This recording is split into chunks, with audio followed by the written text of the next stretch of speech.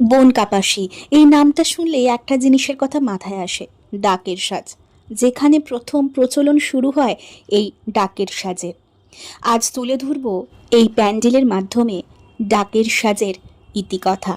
চন্দননগরের অতি পরিচিত একটি জগদ্ধাত্রী পূজা কমিটি বা জগদ্ধাত্রী পূজা বারোয়ারির হাটখোলা মনসাতলার থিম ছিল এই বনকাপাসি ডাকের সাজের ইতিকথা।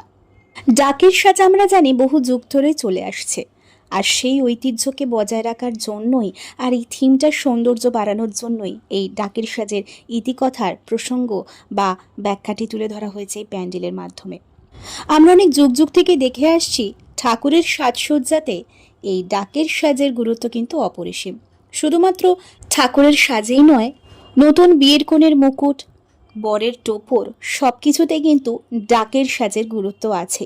আর এর পরেই দেখে নেব ডাকের অপরূপ সাজে সজ্জিত জগদ্ধাত্রী মাকে। চালচিত্র থেকে শুরু করে প্রতিমার মুকুট, সাজসজ্জা সবেতেই কিন্তু এই ডাকের সাজের ব্যবহার হয়েছে।